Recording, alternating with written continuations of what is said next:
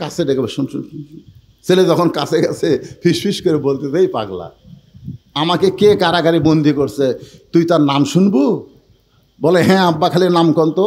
বলে তার নাম হলো হজরত উমর। যেই বলছে হজরত উমর, বেদুইন সাহাবীর সন্তান জেলখানার দরজায় বসে কান্দের, বলে বাবা, উমর ফারুক যদি আপনাকে কারাগারে বন্দি করে তাহলে আপনি অন্যায় করেছেন। সুবহানাল্লাহ বলেন। কিছুক্ষণ আগে কি বলছে?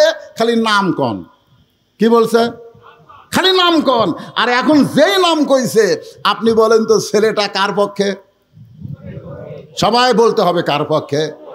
কিছুক্ষণ আগে কি বলছে? খালি নাম কন, তার আমি সাইজ করব। যেই বলছে হযরত উমর, সঙ্গে সঙ্গে ছেলেটা জেলখানার দরজায় বসে কান্দের, বলে বাবা, হযরত উমর যদি আপনাকে বন্ধ করে তাহলে আপনি নিশ্চয়ই অন্যায় করেছেন। আপনারা বলেন তো, নাম শোনার সঙ্গে সঙ্গে ছেলেটা বাবার বিপক্ষে উমরের পক্ষে কেন হলো? এই কেন হওয়ার পিছনে কারণ হলো, এই ছেলেটা রাত্রেবেলা যখন ঘুম পারতো না, তখন বাবা হযরত উমরের জীবনে শুনাইতো, সেই উমর যখন আপনাকে জেলখানায় বন্দি করেছে তাহলে আপনি অন্যায় করেছেন। ও বাবা, দরকার হলে আপনি বলেন উমর ফারুক কোথায় থাকে, আমি তার কাছে যাব, তার হাত পাও ধরে হলেও আপনাকে জেলখানা থেকে আমি মুক্ত করব। বেদুইন সাহেব বলে, বেটা রে, উমরের দরবারে গিয়া তুই আমাকে বের করতে পারবি না। এই জেলখানা থেকে যদি বের করতে চাস তাহলে শিক্ষামন্ত্রী হযরত আলীর দরবারে যা। সুবহানাল্লাহ জোরে কর।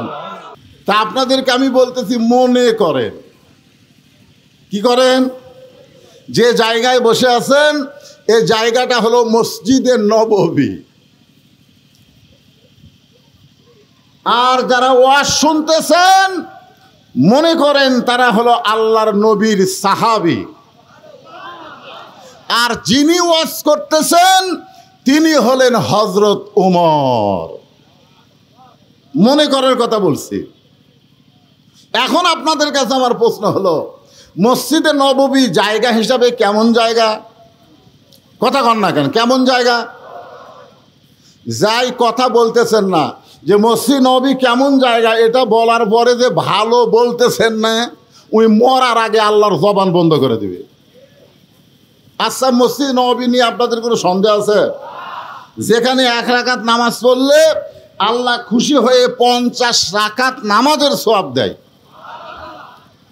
তাহলে বলেন মসজিদ নববী কেমন জায়গা? আর নবীর সাহাবী তারা কেমন মানুষ, কত ভালো। আল্লাহ কোরআনে বলেছেন, রাদিয়াল্লাহু আনহুম ওয়া রাদু আন যালিকা লিমান খাশিয়া রাব্বাহ। নবীর সাহাবী যারা বিনা হিসাবে জান্নাতি তারা। আপনারা বলেন তো, নবীর সাহাবীদের কোনো হিসাব দেওয়া লাগবে? কারণ আল্লাহ বলেছেন রাদিয়াল্লাহু আনহু ওয়া রাদু আন। এই জন্য আল্লাহ তাদের প্রতি রাজি হয়ে গেছে। সেই সাহাবীরা হলেন শ্রোতা, আর যিনি ওয়াজ করতেছেন তিনি হলেন হযরত উমর। আপনারা বলেন তো, উমর ফারুক কেমন বক্তা, কেমন ভালো? খালি ভালো? আল্লাহ রাসূল বলেছেন, আমার পরে কেউ যদি নবী হতো লাকানা উমর, আল্লাহ উমরকে নবী হিসাবে পাঠায়া দিত। নবুয়তের দরজা বন্ধ হয়েছে বলে হযরত উমর নবী হওয়ার পারে নাই, কিন্তু নবী হওয়ার সব যোগ্যতা আল্লাহ হযরত উমরকে দান করেছে। সেই হযরত উমর ওয়াজ করতেছেন। সেই ওয়াজটা আমি আপনাদের সামনে আজকে রিলে করব। কারণ 5ই আগস্টে বাংলাদেশ স্বাধীন হয়ে গেছে। এখন হক কথা বলতে আর কোনো অসুবিধা নাই। উমর ফারুকের জন্য আল্লাহ তাআলা কোরআনে একটা আয়াত নাজিল করেছিলেন, কুল জাল হক ওয়া যাহাকাল বাতিল ইন্নাল বাতিলা কানা যাহুকা। হক যখন আসবে তখন কোনো বাতিল থাকবে না, আলো জ্বললে কোনো অন্ধকার থাকবে না। জোরে বলেন কথা ঠিক কিনা? এই জন্য আমরা স্লোগানের মধ্যে বলি, আল কোরআনের আলো ঘরে ঘরে জ্বলো।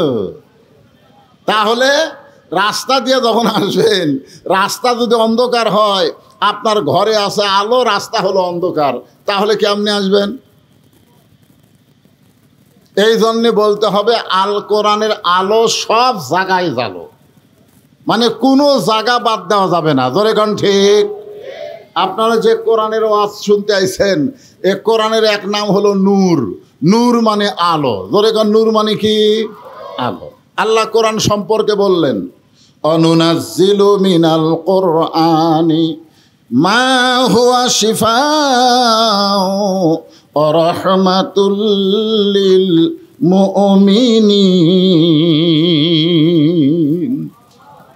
এ আয়াতের বাংলা অর্থ হলো সব সমস্যার সমাধান দিতে পারে আল কোরআন। আপনারা বলবেন? আপনারা বলবেন? তাহলে আমি বলি, সব সমস্যার সমাধান আল কোরআনের আলো। কোরআন হাদিস যেখানে, ধনী আর মুসলমান লিল্লাহে তাকবীর। মাশাআল্লাহ।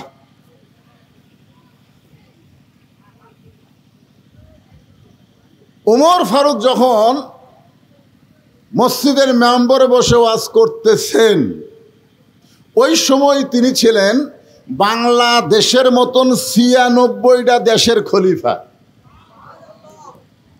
খালি টুপিওয়ালা, জুব্বাওয়ালা, দাড়িওয়ালা মৌলবি বক্তা না, উনি হলেন আমাদের বাংলাদেশের মতন ৯৬টা দেশের রাষ্ট্রনায়ক, প্রধানমন্ত্রী কন, যাকে আরবিতে আমরা বলি খলিফা।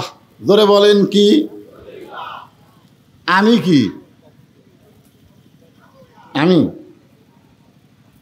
একটা গ্রামের লোকে আমাকে মানে না, খলিফা তো দূরের কথা, আমার বউ পর্যন্ত আমাকে মানবার চাই না। এই জন্য আমার ওয়াজ আমি না করে হযরত উমর ফারুকের ওয়াজ করতেছি। একটু মনোযোগ দিয়ে শুনবেন। যে হযরত উমরের শানে আল্লাহ কোরআনে 23টা আয়াত নাজিল করেছে, বলেন সুবহানাল্লাহ। সেই হযরত উমর আলোচনা করতেছেন, সাহাবীরা পাগলের মতন হযরত উমরের কথাগুলো শুনতেছেন। কারণ বক্তা যখন আমল করে ওয়াজ করে, ওই কথাগুলোর তাসির শ্রোতার অন্তরে বেশি হয়। যার কারণে আল্লাহ বলেছেন, ওয়ামান আহসানু কওলাম মিম্মান দাআ ইলাল্লাহ ওয়া আমিলা সালিহান ওয়া ক্বালা ইন্নানি মিনাল মুসলিমিন। আপনারা আল্লাহর কোরআনের আয়াত শুনলে আপনাদের ঈমান বাড়ে না কমে? আল্লাহ কি বলেছেন? যাদাতুহুম ঈমানাও ওয়া আলা রাব্বিহিম ইয়াতাওয়াক্কালুন ওয়া ইযা তুলিয়াত আলাইহিম আয়াতুহু যাদাতুহুম ঈমানান। কোরআনের আয়াত শুনলে মানুষের ঈমান বাড়ে না কমে? তো ঈমান বাড়ার লক্ষণ কি? চুপ থাকা। চুপ থাকা। খালি 16 বছর আমরা চুপ থাকার কারণে স্বৈরাচারী আমাকে মাথার উপর ছিল। জোরে কোন কথা ঠিক কিনা? কথা কয় না মানুষ। গত হাটে গোস্ত নিয়ে আইছে, আমি যুক্তি দিচ্ছি, 500 টাকা কেজি। পরের হাটে গেছে 550 টাকা। তারপরের হাটে গেছে 600 টাকা। প্রতি হাটে কয় টাকা করে বাড়তিছে? কিন্তু যাই গোস্ত কিনে ও কোনো কথা কয় না। কষাই দেখতেছে মানুষ যখন কথা কয় না, তখন ইচ্ছা মতোই দাম বাড়ান যাবে। ধরে কোন ঠিক কিনা? তখন বউ বলতেছে, স্বামী গো, হঠাৎ জামাই চলে আসলো, আজকে কিন্তু 1 কেজি নিলে হবে না, 2 কেজি নেওয়া লাগবে। এখন স্বামী 2 কেজি গোস্ত নেওয়ার জন্য 1200 টাকা নিয়ে গেছে। কয় টাকা? 1200 টাকা নিয়ে গেছে। 2 কেজি গোস্ত নিয়ে যেই মাত্র 1200 টাকা দিছে, তখন গোস্তওয়ালা বলতেছে, ভাই গোস্তর দাম তো 1400। চিন্তা করতেছে 500 টাকার থেকে বারবার ধরলো, কোনো কথাবার্তা বললাম না। এখন কিনা লাগতেছে কত? 700। জোরে কোন কত? তখন ও আস্তে করে যে কষায়ের সামনে যে দাও আছে, ওই দাওটা নিয়ে সামনে যে একটা যে কাঠ আছে, কাঠের উপরে গোস্ত কাটে, ওই কাঠে একটা মারছে লাত্তি। লাত্তি মারা কষায়ের কান্দের ওপর দাও তুলে বলতেছে, বল কত করে কেজি বল। তখন কষাই বলতেছে, ভাই আপনি যা দিবেন তাই। তার মানে বোঝা গেল মানুষ যখন জবান খুলবে তখন সেই এলাকার মধ্যে কোনো অন্যায় অবিচার হবে না। জোরে কোন কথা ঠিক কি না? হ্যাঁ, দিনের ভোট রাতে করলো, বিনা ভোটে সব নেতা হলো। আপনারা বলেন তো, বিবাহ না করে কেউ যদি সন্তানের বাপ হয়, ওই সন্তান হালাল যাদা হয় না, ও হারাম যাদা হয়। জোরে কোন কথা ঠিক কি না? ভোট না পাইয়া যারা এমপি ইলেকশন করলো, সংসদে গেল, ওরা কোনোদিন হালাল নয়, ওরা হলো হারাম। জোরে বলেন কথা ঠিক। কিন্তু আমরা কথা বলিনি, আমাদের কথা বন্ধ। এখন কথা বন্ধ করলে হবে না। কোরআনের আয়াত তেলাওয়াত হওয়ার সঙ্গে সঙ্গে জবান খুলে বলতে হবে আল্লাহু আকবার। বলতে পারবেন? মাশাআল্লাহ। তাহলে কি বললাম? আল্লাহ বলতেছেন ওই ব্যক্তির চাইতে উত্তম কোনো ব্যক্তি নাই যে ব্যক্তি আল্লাহ রাস্তায় মানুষকে দাওয়াত দেয়। শুধু দাওয়াত দেয় না, সে নিজে আমল করে এবং মুসলমান হিসাবে পরিচয় দেয়। আপনারা বলেন তো, আমাদের মতন বক্তা যারা আমরা ওয়াজ করি, আমরা যে ওয়াজ করি সে ওয়াজ অনুযায়ী আমল নাও থাকতে পারে, কিন্তু হযরত উমর যে ওয়াজ করতেছে, আপনারা বলেন তো উমর আমল না করে ওয়াজ করতেছে? এখন চিন্তা করেন, যে বক্তার ভিতরে আমল আছে ওই বক্তার কথার মধ্যে তাসির আছে, আর যে বক্তার আমল নাই ওই বক্তার কথার উপরে তাসির নেই। হযরত ওমর যখন আলোচনা করতেছেন, এমন সময় সাহাবীরা পাগলের মতন তার কথাগুলো শুনতেছেন। এমন সময় এক বেদুইন সাহাবী পিছন দিক থেকে দাঁড়িয়ে বলতেছে, ইয়া আমির আল মুমিনিন, আপনার আলোচনা আমি শুনব না। সমস্ত সাহাবীরা পাগলের মতন যখন ওয়াজ শুনতেছে, পিছন দিক থেকে একজন সাহাবী, তাও আবার বেদুইন সাহাবী, পাহাড়ি এলাকার সাহাবী, যাযাবর, যার কোনো ঘর নাই বাড়ি নাই, এরকম একটা সাহাবী পিছন দিক থেকে দাঁড়িয়ে বলতেছে, ইয়া আমির আল মুমিনিন, আপনার আলোচনা আমি শুনব। আপনারা বলেন তো, সবাই যখন শুনতেছে আর একজন যদি বলে আপনার আলোচনা আমি শুনব না, তাহলে যারা সবাই আছে তারা ওই লোকটাকে ছাড়বে? জোরে বলেন, ছাড়বে? মনে করেন সাইদি হুজুর যদি ওয়াজ করে আর পিছন দিক থেকে এক শ্রোতা যদি বলে, হুজুর কি ওয়াজ করেন, আপনার ওয়াজ আমি শুনবো না, আপনারা বলেন তোর বাঁচা আছে? ওই গণ ধোলাই খায়া মরবে। কিন্তু বাক স্বাধীনতা থাকার কারণে ওমর ফারুক ওয়াজ বন্ধ করে দিলেন। মানুষের কথা বলার স্বাধীনতা থাকার কারণে আল্লাহর কোরআন দিয়ে যখন বাংলাদেশ চলবে, প্রত্যেকটা মানুষ কথা বলার স্বাধীনতা পাবে। জোরে কোন কথা ঠিক কিনা? সঙ্গে সঙ্গে ওমর ফারুক ওয়াজ বন্ধ করে বললেন, তুমি আমার ওয়াজ কেন শুনবা না? আমার ওয়াজের মধ্যে দোষ কোন জায়গায়? বলতেছে, আপনি যেগুলো ওয়াজ করতেছেন তার চাইতে আমি ভালো ওয়াজ জানি। আপনি যেগুলো ওয়াজ করতেছেন, যে ওয়াজ শ্রোতারা শুনতেছে, তার চাইতে ভালো ওয়াজ আমি জানি। সঙ্গে সঙ্গে ওমর ফারুক বললেন, এই সাহাবীরা, তোমরা মাঝখানে রাস্তা করে দাও, তোমরা মাঝখানে রাস্তা করে দাও, ওকে আমার কাছে আসতে দাও। ওই বেদুইন সাহাবী যখন হযরত উমরের কাছে আসলেন, সঙ্গে সঙ্গে ওমর ফারুক চেয়ার থেকে নিচে নেমে গিয়ে বললেন, ভাই তুমি এখন চেয়ারে বসে ওয়াজ করো, আমার চাইতে ভালো ওয়াজ যদি তোমার জানা থাকে তাহলে তুমি এখন শুরু করে দাও। বেদুইন সাহাবী বললেন, আতিউল্লাহ ওয়া আতিউর রাসূল ওয়া উলিল আমরি মিনকুম, আল্লাহর আনুগত্য করো, নবীর তরিকা মোতাবেক চলো, এবং তোমাদের আমিরকে তোমরা মানো। সুবহানাল্লাহ বলে। ইয়া আমির আল মুমিনিন, আমি এত বড় বেয়াদব না যে আপনাকে চেয়ার থেকে নামায় দিয়ে সেই চেয়ারে বসে আমি ওয়াজ করব। আমি এত বড় বেয়াদব না, আমি দাঁড়ায় থেকে ওয়াজ করতে চাই। প্রত্যেকটা সাহাবী চিন্তাত পড়ে গেল, তোকে আমরা চিনি না, জানি না, তুই কে রে? হ্যাঁ, তুই ওয়াজ করবি? উমর ফারুককে ওয়াজ বন্ধ করে দিয়া ওমর ফারুক বললেন, আমি তার ওয়াজ শুনতে চাই। সাহাবেরা চিন্তা করলেন, আমাদের আমির যখন ওয়াজ শুনবে আমাদের আপত্তি করে কোনো লাভ, ঠিক আছে ওয়াজ করো। 3টা ওয়াজ করলেন। আমার দিকে খেয়াল করবেন। 1 নম্বর ওয়াজ হলো ইন্নী উহিব্বুল ফিতনা, আমি ফিতনাকে মহব্বত করি। 2 নম্বর ওয়াজ হলো, মাইকের সাউন্ড গেল,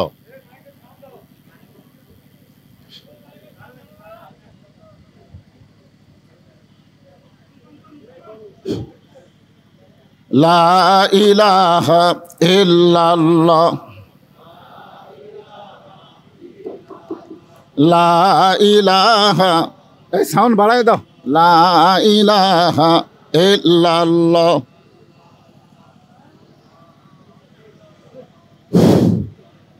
মাইকের সাউন্ড তো কমে গেছে রে ভাই।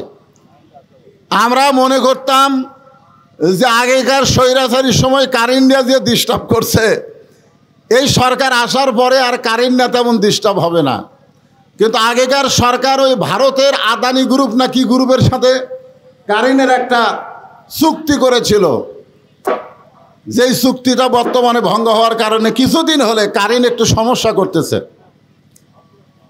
কারেন্ট আসার সাথে সাথেই আপনার জেনারেটর বন্ধ করে এরা লাইন দিচ্ছে। আবার যদি কারেন্ট যায়, ফ্যানগুলা ঘরে না কেন ভাই?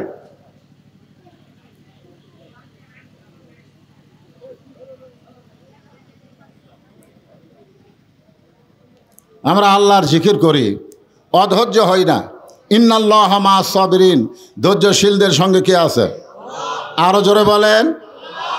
গাও ঘেমে যাচ্ছে, গরমে গাও ঘামতেছে, আর আল্লাহর ফেরেশতারা বলে, আল্লাহ এরা কি পাগল, আরামের বাড়ি, এসি রুম, ফ্যান ঘরে, সেগুলা বাদ দিয়ে এ গরমের মধ্যে বসে ওয়াজ শোনে, এদের মতন পাগল তো আমরা দেখলাম না।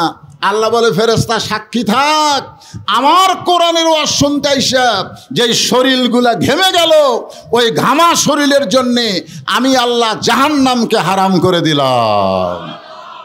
এই মুরব্বি উঠলো কেন? মুরব্বি এখন মুরব্বি বললেও বিপদ। হাই রে, মুরব্বি নিয়ে একটা, হ্যাঁ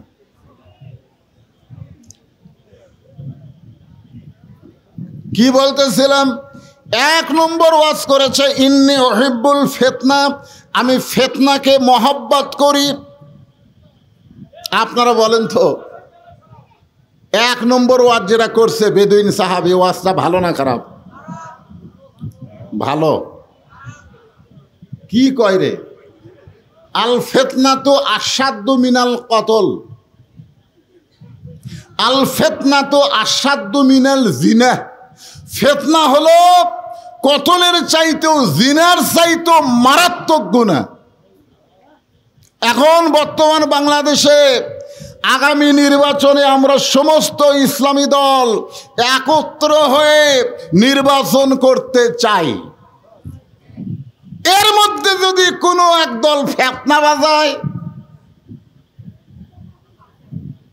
কি মনে করতেছেন? আমরা মুজিব শাসন দেখেছি, দেখিনি? আমরা জিয়াউর রহমানের শাসন দেখেছি, কি কোন ভাই দেখেন নাই? আমরা এরশাদ চাচার শাসনও দেখছি, দেখেছি তো। আমরা বেগম জিয়ার শাসন দেখছি, আমরা হাসিনার শাসন দেখেছি, বেগম জিয়ার শাসন দেখেছি। আবার ভোট ছাড়া 16 বছর আমরা শাসন দেখলাম। এই 50 বছর হলে আমরা দেখতেছি মানব রচিত, মানুষের তৈরি আইন দিয়া শাসন চাই। আল্লাহর কোরআনের বাংলাদেশ, ঠিক কিনা বলেন? আল্লাহর কোরআনের বাংলাদেশ যদি দেখতে চাই, তাহলে মনোযোগ ছাড়া আজগার ওয়াজ শোনার কোনো উপায় নেই। আসলেই তো ফিতনা খারাপ। আর ওই বেদুইন সাহাবী উমর ফারুক হাজার হাজার সাহাবীর সামনে বলতেছে, আমার 1 নম্বর ওয়াজ হলো ইন্নী উহিব্বুল ফিতনা, আমি ফিতনাকে মহব্বত করি। 2 নম্বর ওয়াজ হলো ইকরাহুল হক, আমি হককে পছন্দ করি না। আল্লাহ কোরআনে বলেছেন, কুল জাল হক ওয়া যাহাকাল বাতিল, হক হচ্ছে আল্লাহর পছন্দ, বাতিল হচ্ছে শয়তান। জোরে বলেন ঠিক কিনা? আর লোকটা বলছে আমি হককে পছন্দ করি না।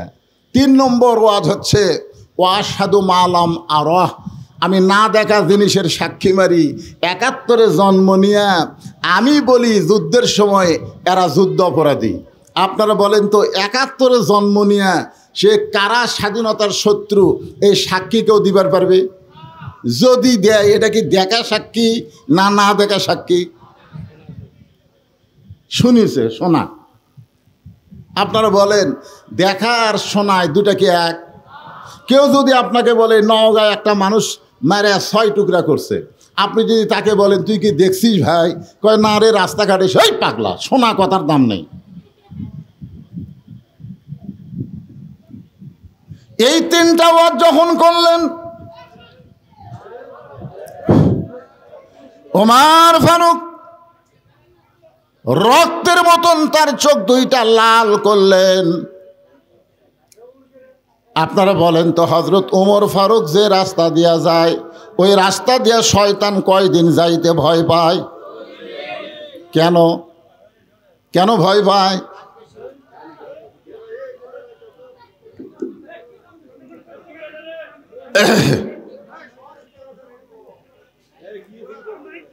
না মাইক ঠিক থাকলে হবে না তো, শ্রোতার আমাকে দেখা লাগবে না? ইউটিউবে ফেসবুকে আমার ওয়াজ শুনতেছে না, কারণ কোনো ওয়াজ শোনা বাকি আছে তো আমাকে দেখতে পাচ্ছে রে পাগলায়, দেখান লাগবি তো, খালি শুনালে কাম হবে। আজকে একটু আমাকে প্রাণ ভরে দেখবে, কালো মানুষ না হয় রে। না না গুণের কথা বলতেছি না। হ্যাঁ, সবাই একটু দেখবার চাই কি চায় না? এমনকি মেয়েরা পর্যন্ত স্যাটেলাইট ছাড়া আর ওয়াজ শোনে না। যে বদরুল রশিদকে আমরা একটু প্রজেক্টরের মাধ্যমে দেখবার চাই, আপনারা করছেন কিনা সেটা জানি না। মেয়ে মানুষের কি বসার ব্যবস্থা আছে এখানে? মাশাআল্লাহ। একটু মনোযোগ দিয়ে শোনেন। ওমর ফারুকের চেহারা রক্তের মতন লাল, কিন্তু ইসলামী আদর্শের নেতা যখন কেউ হবে সঙ্গে সঙ্গে নেতা রাগ করতে পারবে না। যেমন বাংলাদেশে জামাত ইসলামের আমির এত নির্যাতনের পরেও বললেন আমরা ক্ষমা করে দিলাম। যেরকম ঠিক কিনা? এটা নিয়ে কত চর্চা করে এ ক্ষমা করলো কে? এই ক্ষমা আপনারা বোঝেন, এ ক্ষমার নাম হলো হেকমত। জোরে বলেন নাম কি? জাগা মতো মার কিন্তু ঠিকই হবে। এই ক্ষমা মানে ক্ষমা না, এই ক্ষমা মানে বোঝা লাগবে, সেটা আমি আজকে বুঝাই দিব। একটু মনোযোগ দিয়ে শুনবেন। হাজার হাজার সাহাবীরা চিল্লা চিল্লি শুরু করলেন, ইয়া আমিরুল মুমিনিন, আপনার ওয়াজ বন্ধ করে দিয়ে কত সুন্দর কোরআন হাদিস থেকে আপনি ওয়াজ করতেছিলেন, আমরা পাগলের মতন শুনতেছিলাম। আপনার ওয়াজ বন্ধ করে দিয়ে যে 3টা ব্যাক ওয়াজ করলো, ব্যাক ওয়াজ আর ব্যাক ওয়াজ, যেরকম বেগম মমতাজ ওয়াজ করছে, আগে করো এমন আখেরের কাজ, ধ্যান যোগে হয় দিলের নামাজ, ও তোমার পাঞ্জি গানা নামাজ পড়া লাগবে না। আপনারা সুবহানাল্লাহ কবেন না নাউজুবিল্লাহ কবেন? ওরে শরীয়তের মাওলানা, চোখ 2টা করলা কানা, কোরআন হলো 90 পারা, কোরআন হলো 90 পারা, তোমরা খুঁজা দেখলা না। এরকম একজন নাস্তিক ইসলামের শত্রুকে দীর্ঘদিন সংসদের এমপি বানানো হয়েছিল। জোরে কোন ঠিক কিনা? চিন্তা করে দেখেন, আমাদের মতন আলেমদেরকেও পর্যন্ত মমতাজ ছাড়েনি। সংসদে বলেছে আমি সিয়াসাতটা পড়ি। মিজানুর রহমান আজহারি সহ যত আলেম বাংলাদেশের, এমনকি আল্লামা সাইদি হুজুরকেও মমতাজ গালি দিছে। জোরে কোন কথা ঠিক কিনা? 2 টাকার মমতাজ আল্লামা শফি রহমতুল্লাহ আলাইকে তেতুল হুজুর বলেছে। জোরে কোন কথা ঠিক? এ কথা কন না কেন? আহমদ শফি রহমতুল্লাহ আলাইহির নাম শুনছেন? যিনি হাটহাজারী মাদ্রাসার উম্মুল মাদারেজ যাকে বলা হয়, ওই মাদ্রাসার যিনি প্রধান ছিলেন, যিনি হাজার হাজার আলেমদের ওস্তাদ, তাকে মমতাজ বলেছে তেতুল হুজুর। আপনারা বলেন তো আমরা কিছু মমতাজের করবার পারছি?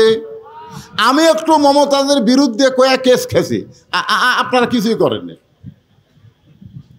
হ্যাঁ ভাই রে, সমস্ত সাহাবেরা যখন হইচই শুরু করে দিলেন, ওমর ফারুক বললেন, এজলিস, বসো। আমি ওমর যেখানে আছি, তোমাদের আমির, আমি কিছু বলার আগে তোমরা হইচই করো কেন? বসো। সবাই যখন বসেছে, ওমর ফারুক বললেন, ওয়াজ পাল্টাও। কি করো? ওয়াজ পাল্টাও। বেদিন সাহাবী বললেন, আমি ওয়াজ পাল্টাবো না, আমি যে ওয়াজ করেছি আপনারা বুঝবার পারেন নাই। ওমর ফারুকের সামনে বলতেছে, ইয়া আমিরুল মুমিনিন, আমি যে ওয়াজ করেছি আপনারা বুঝতে পারেন নাই। ওমর ফারুক মনে করলেন লোকটার মাথা খারাপ, পাগল হয়ে গেছে, মানসিক রোগী, তাকে জেলখানার মধ্যে বন্ধ করলেন। কারণ গণধোলাই খাওয়া থেকে ওই লোকটা হেফাজত করার জন্য ওমর ফারুক জেলখানায় বন্দি করলেন। জেলখানায় বন্দি করে যখন শান নামাজ পড়ে হযরত ওমর বাড়িতে চলে গেলেন, বাড়িতে যাওয়ার পরে ওমর ফারুকের সামনে যখন তার বিবি খানা দেয়, ওমর ফারুকের বউ দূর থেকে হযরত ওমরের খাওয়া দেখে, কাছে কোনোদিন বসে খাবার দেয় না। আগে খাবার দিয়ে ওমর ফারুকের বউ দূরে গিয়া স্বামীর খাওয়া দেখে। হযরত ওমর ফারুক প্রত্যেক দিন খাবার আগে একটা দোয়া পড়েন, আল্লাহুম্মা বারিক লানা ফিমা রাযাকতানা ওয়াকিনা আযাবান্নার। আল্লাহ রাসূল বলেছেন, তুমি যখন খাবার সামনে পাবে, ইচ্ছা মতো তুমি খানা খাবা না, তোমার ক্ষুধাকে তুমি 3 ভাগ করবা। জোরে কোন, কয় ভাগ করবা? 1 ভাগ খাদ্য খাবা, 1 ভাগ পানি পান করবা, আর 1 ভাগ আল্লাহর জন্যে ফাঁকা রাখবা। এই তরিকায় কেউ যদি খায়, কোনোদিন বুকের চাইতে তার পেট উঁচু হবে না। খাবারও একটা সাইজ আছে, 1 ভাগ খাওয়া লাগবে। কয় ভাগ? আপনি সামনে খালি গরুর গোস্ত, খাসির গোস্ত, মুরগির গোস্ত, ইলিশ মাছ, ওরে বাবারে আজকে একটা খাওয়া দিমরে। সমানে খাইতে খাইতে টুটি পর্যন্ত খাওয়ার পরে বলতে থেকে, ভাই দই আছে? মিষ্টি খাওয়া সুন্নত। টুটি পর্যন্ত খায়াও মিষ্টি খাবার চায়। আপনারা বলেন তো, ওই কি নবীর তরিকা মোতাবেক খাচ্ছে? কথা কান খাচ্ছে? তোমার ক্ষুধাকে কয় ভাগ করো? 1 ভাগ খাদ্য খাবেন। শোনেন, সবার জন্য বলতেছি, 1 ভাগ পানি পান করবেন, আর 1 ভাগ ফাঁকা রাখবেন। আপনার এই বুকের উপর কোনোদিন ভুঁড়ি উঠবে না। বুকের উপর ভুঁড়ি ওটা মানেই আপনি পুরুষ মানুষ দুর্বল হয়ে যাবেন। জোরে কোন কথা ঠিক কি না? ওমর ফারুক দোয়া পড়ে খাবার শুরু করবেন। উমরের বউ দূর থেকে স্বামীর খাওয়া দেখেন, কারণ হযরত ওমর প্রত্যেক দিন খাওয়া শেষ করে বিবির জন্য দোয়া করে, আল্লাহ, যে বউটা আমাকে কষ্ট করে রুটি হালুয়া তৈরি করে দেয়, ওই বউটাকে তুমি জান্নাত দিও। হাসরের ময়দানে আমি ওমর বেহেশতের হুর গেলমান চাই না, আমার বউটাকে নিয়েই আমি জান্নাতে থাকতে চাই। আপনারা বলেন, কোনো স্বামী যদি এইরকম দোয়া করে, তাহলে বউ খুশি হবি না বেজার হবি? আর আমরা কি দোয়া করি? আমরা দোয়া করি, আল্লাহ তুমি আমাকে জান্নাত দিও, আল্লাহ জান্নাতে হুর দিও। বউ চিন্তা করে, খেরে জান্নাত চাইলো ঠিক আছে, জান্নাতে আবার হুর কি? একদিন স্বামীকে বলছে, স্বামী হুর মানে কি? স্বামী বলছে যে, হুর মানে সেই রকম সুন্দরী, তোর মতন বেয়া সাইজা না। তুই কি মনে করছিস দুনিয়াতে ঠকছি, মরার পরে ঠকমকারে কমপক্ষে 70টা হুর পামরে। এক একটা হুর সেই বলে পপি শাবনুর কুলাবি না রে। বউ চিন্তা করে, কারেন্ট গেলে আমি পাখার বাতাস করি, ফাটা পাওত আমি ভ্যাজলিন দিয়ে দেই, কত কষ্ট করে আমি ভাত পাক করে স্বামীরে খাওয়াই, আর সেই স্বামী আমাক বাদ দিয়ে বেহেশতের হুর চাই। এই স্বামী তো স্বার্থপর স্বামী। একদিন বউ দোয়া করতেছে, আল্লাহ আমাকে জান্নাত দিও, জান্নাতে হুরা দিও। স্বামী কয়, খেরে বউ হুরা কি? বলে, হুরা হলো সুন্দর যুবক, তোমার মতন পাও ফাটা না। এখন আপনারা বলেন, স্বামী স্ত্রীর মধ্যে মহব্বত হবে না গন্ডগোল হবে? এই জন্য ওমর ফারুক দোয়া করেছে, আল্লাহ যে বউটা কষ্ট করে আমাকে রুটি হালুয়া তৈরি করে দেয়, আমি দুনিয়া থেকে যখন চলে যাব জান্নাতে, আমার এই বউটাকে আমি জান্নাতে চাই। এই দোয়াটা শোনার পরে ওমর ফারুকের বিবি খুশি হয়ে যায়, নিজের কষ্টের কথা আর মনের মধ্যে রাখতে পারে না। কিন্তু হযরত ওমর আজকে দোয়া পড়ে রুটি ছিঁড়ে যখন হালুয়া মুখে দিবার যাবে, এমন সময় ইন্নাল্লাহা ইয়ামুরুকুম আন তুআদ্দুল আমানাতি ইলা আহলিহা ওয়া ইযা হাকামতুম বাইনান নাস আন তাহকুমু বিল আদল। জোরে বলেন সুবহানাল্লাহ। এমন সময় আল্লাহর কোরআন ওমর ফারুকের সামনে এসে বলে, ওমর তোমাকে ক্ষুধা লাগতেছে আর তুমি খাইতেছো, কিন্তু যাকে কারাগারে বন্দি করেছো সে খাইছে কিনা একটাবার খবর নিয়েছো? সুবহানাল্লাহ জোরে কোন। তিনটা খারাপ ওয়াজ করার জন্য যাকে হযরত ওমর জেলখানাত বন্দি করছে, বিবেক বলতেছে ওমর তুমি ক্ষুধা লাগতেছে আর রুটি হালুয়া খাইতেছো, কিন্তু যাকে কারাগারে বন্দি করছো সে খাইছে কিনা একটাবার খবর নিছো? আল্লাহ কোরআনে বলেছেন ওয়াইজা হাকামতুম বাইনান নাস আন তাহকুমু বিল আদল। মানুষের ভিতরে তোমাকে যখন উচ্চ আসন দেওয়া হবে, চেয়ারম্যান করা হবে, মন্ত্রী করা হবে, এমপি করা হবে, তখন তুমি খাওয়ার আগে তোমাকে যারা ভোট দিয়ে নেতা বানাইছে তারা খাইছে কিনা একটাবার খবর নেওয়া লাগবে। জোরে বলেন কথা ঠিক। তুমি খাইতে খাইতে গোটা বাংলাদেশ খাইছো।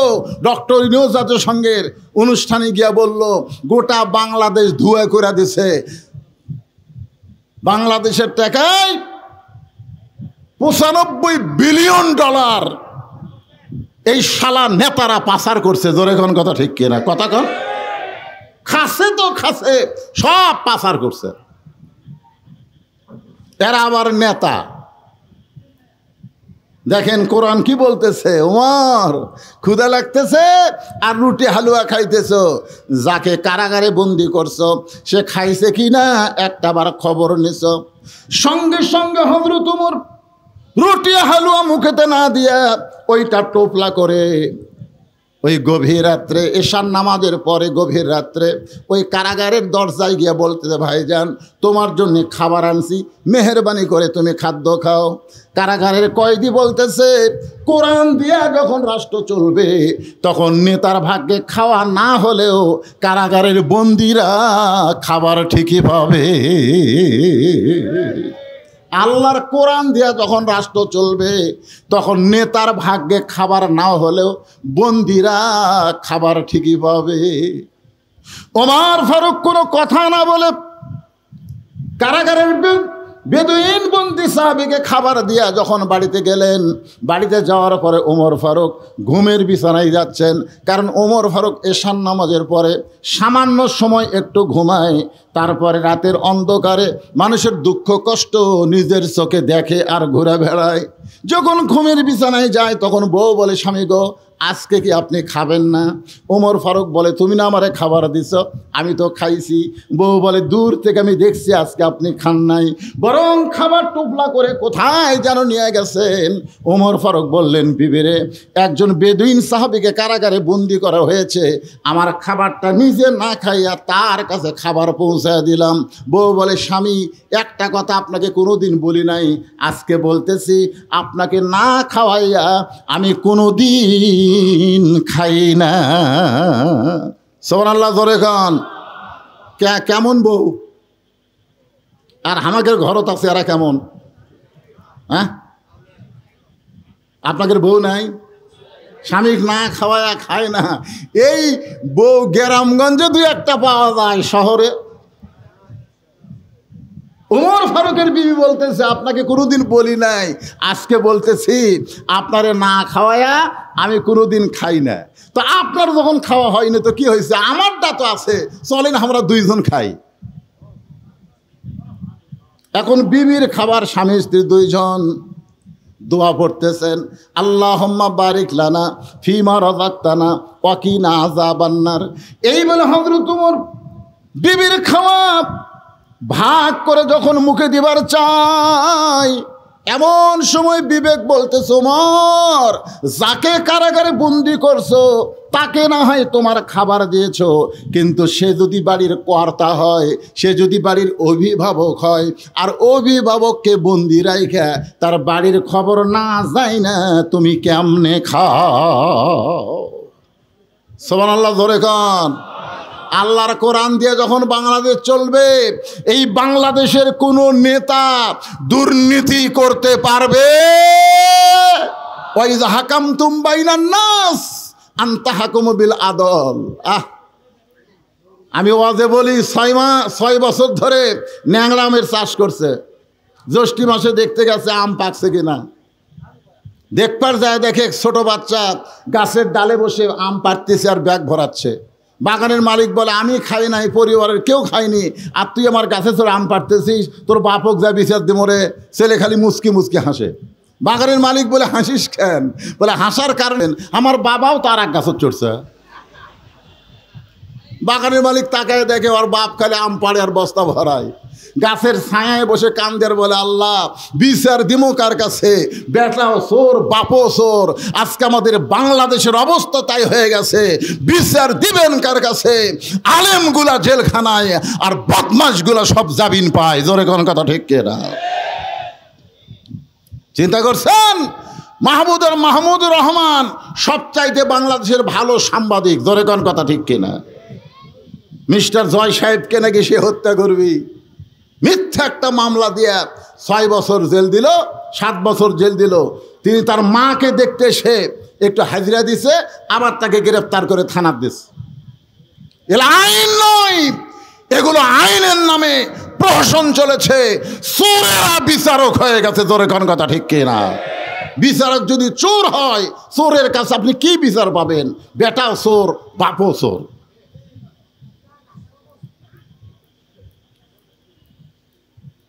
যাকে কারাগারে বন্দি করছো সে যদি বাড়ির অভিভাবক হয়, আর অভিভাবক যদি বাড়ি কারাগারে বন্দি থাকে, তার বাড়ির খবর না নিয়ে তুমি কেমনে খাও?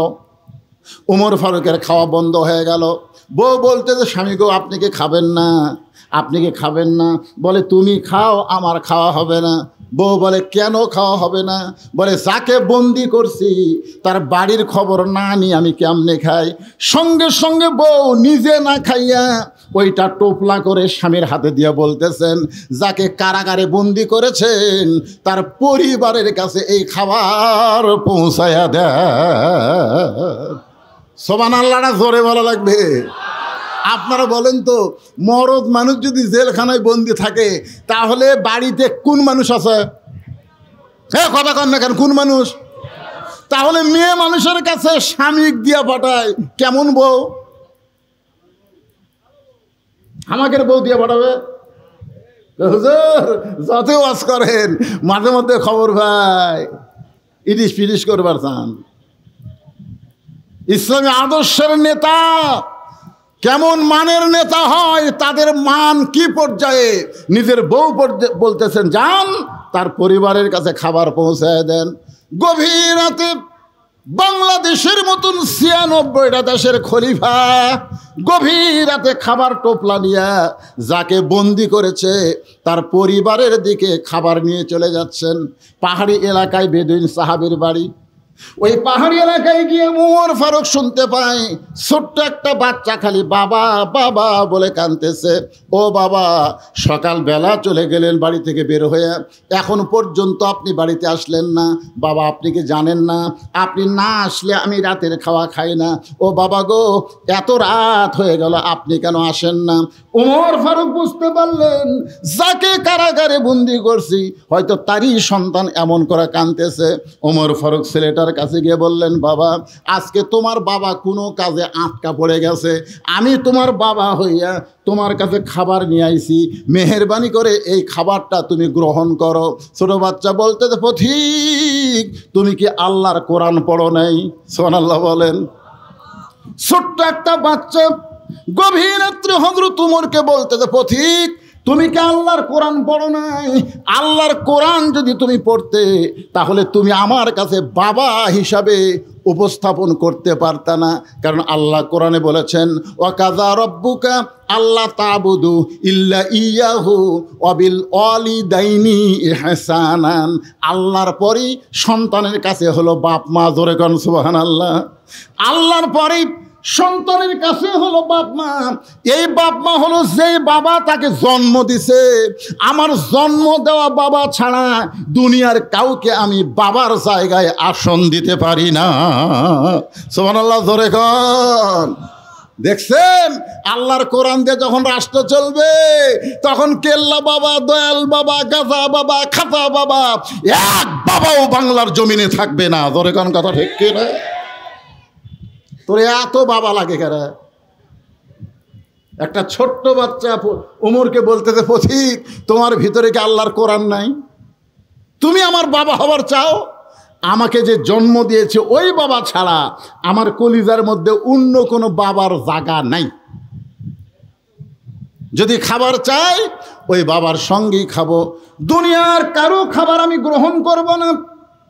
সঙ্গে সঙ্গে হযরত ওমর ওই ছোট বাচ্চাকে কাঁধে করে নিয়ে বন্দি সাহাবীর জেলখানার দরজায় পৌঁছায় দিলে। ওমর ফারুক বললেন, ওই ঘরের মধ্যে তোমার বাবা। ছেলেটা দৌড়ে গিয়া দরজার সামনে গিয়া তাকায় দেখে ভিতরে খাঁচার মধ্যে ময়না পাখি বন্দি হয়ে আছে। খাঁচার মধ্যে কি পাখি? ময়না পাখিরা কোথায় থাকে? আর কাউয়া খালি কা কা করে আর খেলা হই কে রে কাউয়া, তোর মাজা ভাঙ্গা, তুই খেলবো কেমনে রে? তোর এখন কথা ঠিক কি না? রে কাউয়া রে, হ্যাঁ কাউয়া কইল পালাবো না, দরকার হলে ঠাকুর গাঁয়ের ফখরুলের বাড়ি যাব। জনগণ মনে করতে যে কাউয়ান ফখরুল সাহেবের বাড়িতে আছে। কাউয়া ময়না পাখি 50 বছর কোরআনের তাফসীর করেছে। ধরে বলেন কথা ঠিক কিনা? ময়নারে তোমরা খাঁচাই বন্দি করে থুয়া কাউয়ারে তোমরা ছাড়া দিছে। কাউয়া আমি যে বলবো কারে ছাইড়া দিছে আপনার জোরে বলবেন কাউয়া, বলতে পারবেন না ভাই? ময়না পাখিরে বন্দি রাইকে কারে ছাইড়া দিছে? আরো জোরে, জোরসে বলেন, জোর হলো না, আরো জোরে। কাউয়া, এবার বুঝছি কাউয়ার খবর কি। এ ওয়াজ খালি এই আপনাকে এলাকার থাকতেছে রে, ওয়াজ গোটা বিশ্ব রিলে হচ্ছে। তোর এখন ঠিক না? কাউয়া যেটি বলে থাক, কাউয়া যেটি থাক, শুনবার ভাবি কে রে? ওরে বাবা রে।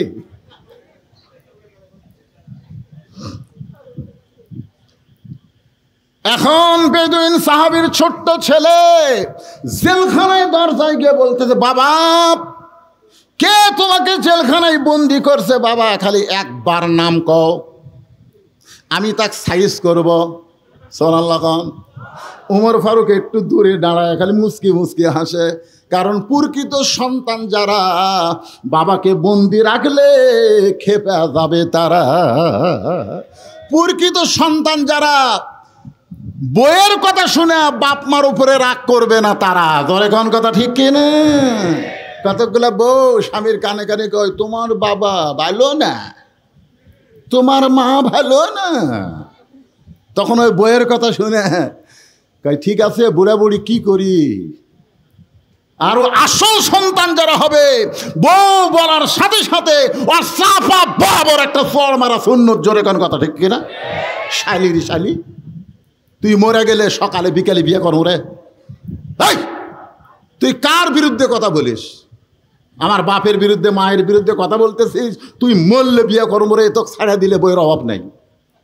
আর যাদের বিরুদ্ধে বলতেছিস এই বাপ মা যদি মারা যায় কিয়ামত পর্যন্ত কাঁদলে আর বাপ মাকে পাওয়া যাবে না। ধরে কোন কথা ঠিক কিনা? প্রকৃত সন্তান যারা হবে তারা বাপ মার বিরুদ্ধে একটা কথাও শোনার সময় দিবে না। কথা কন না, কথা কন না কেন? বাপ মাও গ্রামত থুয়া শহরত 6 তলা বাড়ি করে কি মশান মারতিছে, মশান মারতেছে। বাবা অসুস্থ, এখন সেই 5 ফিট থেকে বগুড়া তাইছে। পপুলারে ডাক্তারের এত ভিড় ভাই, দেখতে দেখতে রাত 9টা বাজে গেছে। এখন রাত 9টার সময় 5 ফিট কাহলো, 5 ফিট কেমনে যায়? মন বলতেছে কে, তোর বেটার বাসাই তো আছে জলেশ্বরী তলা, বাসার যা। মন বলতেছে বেটার বাসার যা। রাত 9টার সময় বেটার বাসার দরজা ডাকতেছে। বেটার নাম আব্দুল্লাহ, ভালো নাম থোসে। আব্দুল্লাহ, আব্দুল্লাহ কয় কে রে? সবাই আমার সাহেব করে কয়, স্যার করে কয়। আর এত রাত্রে আমার নাম ধরে ডাকে, এই মরদ কে রে? আপনারা বলেন তো, বেটা যত বড়ই হুজুর হোক, বেটা যত বড়ই স্যার হোক, বাপ কোনোদিন হুজুর কবি? আমার বাপ আমার কোনোদিন হুজুর কয়নি। কে বজলু? বজলু রশিদও কয়নি। কে রে বজলু, এই তোর চেহারা এরকম শুকে যাচ্ছে কে রে? ও আজ কম করে পারিস না? মানুষজন দাওয়াত দিবার আছে, আর আমার বাপ ডাকে, এ বজলু কি খবর? আমি কই আল্লাহ রে। একদিন বাবাকে বললাম, আব্বা মানুষজন যখন আসে তখন একটু হ্যাঁ তোকে হুজুর করে কোয়া লিখবি নাকি? আব্দুল্লাহ, আব্দুল্লাহ বুঝবার পারছে মরদ যাচ্ছে। সুবহানাল্লাহ খান দরজা খুলি বলতেছে, বাবা রাত 9টার সময় কেন আইছেন বাবা? বলে ডাক্তারের কারণে। এত রুগীর ভিড়, দেখতে দেখতে 9টা বাজা গেল। এই 9টার সময় 5 পীর কেমনে যায়? এবার আব্দুল্লাহ বাপকে ধরে রেস্টরুমে গেছে। রেস্টরুম, আব্বা একটু বসেন, একটু আপনি বসেন বাবা। বাবারে বসায় থিয়া বইয়ের কাছে আইছে। বউ কম্বল গাওয়ার শুতে পড়ছে, শীতকাল তো। বইয়ের কানে কানে বলতেছে, কে গো? বাবা আইছে। ময়না পাখি, বাবা আইছে, ওটো গো। কি তোমার বাপ যখন আব্দুল্লাহ আব্দুল্লাহকে চিল্লাল আমি শুনিনি? স্বামী চমকে উঠছে, ওরে বাবা রে, শালা বইয়ের পাগলা। ধরে কোন কথা ঠিক না? আমি উঠবার পারবো না, পারলে তুমি খাবার দাও। বাবক যা বলতেছে, আব্বা, বাপ বলতেছে আমার পেট ভরাই আছে। তুই কি মনে করছিস আমি না খেয়ে আছি? খালি থাক পেট দে রে, সকাল হলেই চলে যাবো। বাপ বুঝবার পারছে ওর বইয়ের ভক্তই, বইয়ের ভক্ত, গাঁড়িয়ার জাত। জোরে কোন কিসের জাত? গাঁড়িয়ার জাত, বইয়ের ভক্ত। বাপ বুঝবার পারছে খালি থাক পেট দে রে, যাওয়ার যদি গাড়ি থাকতো তোর বাড়ি থেমে আসতাম। বেটা কইছে, আব্বা তাহলে ওই ঘরে শোতেন। বাবা ঘুমায় গেছে। রাত 11টার সময় বইয়ের ভাই শালা, কয়টার সময়? 11টার সময় ডাকতে দেয়, শেফালি আপা। আব্দুল্লাহ শুতে আছে, শেফালি কম্বল ফেলে দেয়, মারছে লাভ। স্বামী তাকায় দেখে কম্বল আছে, বউ নাই। মানে বউ আসে গেট খুলে বলতেছে, হ্যাঁ ভাই এত রাত্রে কেন? বলে ক্যারাম বোর্ড খেলতে খেলতে ঘড়ি দেখিনি, 11টা বাজছে, সুত পার চাই। বোন বলে, খবরদার তুই না খায় শুতলে আমার চোখে ঘুম ধরবে। বস। ডাইনিং টেবিলের চেয়ারে বসায় দিয়া ভাত গরম, মাছ গরম, সব গরম করে ভাইয়ের সামনে দিয়া বলতেছে, খা ভাই, খা ভাই, তুই না খাইলে আমার কলজার শান্তি নেই। আব্দুল্লাহ কয়, 9টার সময় আর বাপ আছে, তোকে চেতন করা যায়নি। আর 11টার সময় ভাইয়ের সামনে খা ভাই, খা ভাই। বার হয়ে দেখে 5 তরকারি গরম ভাত, শালার মাথার বইয়ের হাত। কয় তরকারি? 5 তরকারি গরম ভাত, শালার মাথার বইয়ের হাত। আব্দুল্লাহ আস্তে আস্তে বাবা যে ঘরে ঘুমাই, ওই ঘরের জানলার কাছে গিয়া 0 বাল্বে বাবার শুকনা মুখ দেখতে পায়। বাবা মুখটা শুকনা করে ঘুম পাড়তেছে। আব্দুল্লাহর চোখ দিয়ে দর দর করে পানি পড়তেছে। যে বাবা না খাইয়া গ্রামের জমি বিক্রি কইরা আমাকে লেখাপড়া করে সাহেব বানাইছে, আজকে সেই বাবা না খাইয়া ঘুম পাড়তেছে। আর আমার বইয়ের ভাই শালার সামনে 5 তরকারি গরম ভাত। আমার কি করার কিছুই নাই? আমার কি করার কিছুই নাই? আল্লাহর কোরআন সামনে দাঁড়ায় বলতেছে, তুই যদি বেটা হোস, প্রকৃত সন্তান হোস, বাপের মুখের দিকে তাকালে একটা কবুল হজের সোয়াব। ধরে করেন সুবহানাল্লাহ। আল্লাহ কোরআনে বললেন, ওয়াকাযা রাব্বুকা আল্লা তা'বুদু ইল্লা ইয়্যাহু ওয়া বিল ওয়ালিদাইনি ইহসানা। বিবেক জাগ্রত হয়ে বলতেছে, আব্দুল্লাহ ওয়া আমিলুস সালিহা, একটা নেক আমল কর। তা আব্দুল্লাহ বলতেছে, কি নেক আমল কর্ম? বিবেক বলতেছে, তোর বাড়িতে কি কিছুই নাই? আব্দুল্লাহ চোখ বন্ধ করে দেখে উটি বলা একটা বেলান আছে, উটি বলা একটা বেলান। বিবেক বলতেছে, তোর বউ তো তোর শালা খিলাচ্ছে, তুই আস্তে আস্তে বিলে যেমন ইন্দুর ধরে এভাবে চুপি চুপি বইয়ের পিছনে গিয়া এমন জায়গায় একটা বাড়ি মারবো, যেটি বাড়ি মারলে পুলিশকে দেখাবার পারবি না, কোনো নেতাকেও দেখাবার পারবি না। একের মেডেল পয়েন্ট একটা বাড়ি মার, যেটি উঁচা হয়ে আছে ওই জায়গায় বিসমিল্লাহ কয়ে এক বাড়ি মারলে এক হজ, দুই বাড়ি মারলে দুই হজ। ওই বেলান নিয়ে যায় বিসমিল্লাহ কয়ে বইয়ের পাশায় মারছে বাড়ি, এত জোরে বাড়ি মারছে, শালাও দৌড় বউ দৌড়। শালা চিল্লা বলে, দুলা ভাই আমার বোনকে মারলেন কেন? আব্দুল্লাহ বলতেছে, তোর বোন আমার কে হয়? তুই যে বলতেছিস আমার বোনকে মারলেন কেন, তোর বোন আমার কে হয়? তোর বোন আমার বউ হয়। তোর বোনকে এত ভালোবাসি, আমার বাপ মাকে গ্রামে রাইখা এর জন্য একটা বাসা বানাইছি। কি জন্যে মারলাম? আয়। শালা বলতেছে, আমারেও মারবেন নাকি? বলে, তোরে মারবো না, তোরে একটু দেখাবার চাই। এবার শালার হাত ধরে বাবা যেই ঘরে ঘুম পাড়তেছে ওই ঘরের জানলার কাছে নিয়ে যায়, বলে, দেখে তো ভিতরে কে ঘুম পাড়তেছে। বলে, আপনার বাবা কখন আইছে? বলে, 9টার সময় আইছে। তোর বোনকে বললাম খাবার দে, তোর বোন বলল আমি খাবার দিবার পারবো না, আপনি পারলে খাবার দেন। তোর বোন খাবার না দেওয়ার কারণে আমার বাবা না খাইয়া 9টার সময় ঘুমাইছে, আর 11টার সময় তোর সামনে 5 তরকারি গরম ভাত। বল রে শালা, বল আমার আমল কি? শালা বলতেছে, দুলা ভাই আর একটা মারেন। আর একটা মারেনি, মানুষের জাত না। এই বাপের আত্মীয় পছন্দ করে, শ্বশুরের আত্মীয় দুই চোখে দেখবার পারে না। এমন বউ বাংলার ঘরে ঘরে, জোরে বলেন কথা ঠিক কি না? আমার মায়েরা যারা পর্দার অন্তর আছেন, আপনি আপনার স্বামীর আত্মীয়কে ভালোবাসেন, দেখবেন আপনার স্বামী আপনার মা বাবার জন্যে পাগল হয়ে যাবে। আপনি নিজের মাকে ভালোবাসেন কিন্তু শাশুড়িকে আপনি পছন্দ করেন না। আপনি নিজের বাবাকে পছন্দ করেন কিন্তু শ্বশুরকে পছন্দ করেন না। এজন্য সমাজের মধ্যে ফেতনা চলতেছে, জোরে বলেন কথা ঠিক কি না? ওমর ফারুক মুস্কি মুস্কি হাসতেছে। মনে আছে ছেলেটা বলতেছে, বাবা কে আপনাকে জেলখানায় বন্দি করলো? খালি একবার নাম কন, আমি তাকে সাইজ করবো। সুবহানাল্লাহ খান। সঙ্গে সঙ্গে বেদুইন সাহাবী সন্তানকে মুখে আঙ্গুল দিয়ে বলতেছে, চুপ চুপ, এই কি বলিস পাগলা, খালি নাম কর। কাছে ডেকে শুন শুন। ছেলে যখন কাছে গেছে ফিসফিস করে বলতেছে, এই পাগলা, আমাকে কে কারাগারে বন্দি করছে, তুই তার নাম শুনবো? বলে, হ্যাঁ আব্বা, খালি নাম কন তো। বলে, তার নাম হলো হযরত উমর।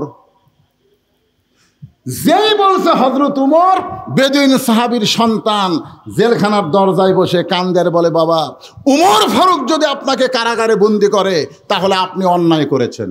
সুবহানাল্লাহ বলেন। কিছুক্ষণ আগে কি বলছে? খালি নাম কন। কি বলছে? খালি নাম কন। আর এখন যেই নাম কইছে, আপনি বলেন তো ছেলেটা কার পক্ষে? সবাই বলতে হবে কার পক্ষে। কিছুক্ষণ আগে কি বলছে? খালি নাম কন, তার আমি সাইজ করবো। যেই বলছে হযরত উমর, সঙ্গে সঙ্গে ছেলেটা জেলখানার দরজায় বসে কান্দের, বলে, বাবা হযরত উমর যদি আপনাকে বন্ধ করে তাহলে আপনি নিশ্চয়ই অন্যায় করেছেন। আপনারা বলেন তো, নাম শোনার সঙ্গে সঙ্গে ছেলেটা বাবার বিপক্ষে উমরের পক্ষে কেন হলো? এই কেন হওয়ার পিছনে কারণ হলো, এই ছেলেটা রাত্রেবেলা যখন ঘুম পারতো না তখন বাবা হযরত উমরের জীবনে শুনাইতো। একদিন বলতেছে, ও বেটা, তুই কি জানিস আমাদের এই মদিনায় এমন একজন খলিফা রয়েছে, সবাই যখন ঘুম পাড়ে ওই খলিফা তখন রাতের অন্ধকারে একা একা মানুষের দুঃখ কষ্ট দেখে। একদিন খলিফা মানুষের দুঃখ কষ্ট দেখতে গিয়া দেখতে পায় একটা তাঁবুর ভিতর থেকে একজন পুরুষ মানুষ বাইরে খালি দৌড়াদৌড়ি করতেছে। ওমর ফারুক লোকটাকে সালাম দিয়ে বলে, ভাই তাঁবুর মধ্যে না ঢুইকা আপনি বাইরে দৌড়াদৌড়ি করেন। লোকটা বলতেছে, আমার বাড়ি হলো অমুক দেশে, আমি অমুক দেশে যাবার চাই। এই তাঁবুর মধ্যে আমার বউ আছে, বউটা প্রসব বেদনায় ছটফট করতেছে। এখন আমি কি করব? আমি এখন পুরুষ মানুষ হয়ে তো আমার বউয়ের প্রসব বেদনার কোনো ব্যবস্থা করতে পারি না। ওমর ফারুক বলেন একটু ধৈর্য ধরেন।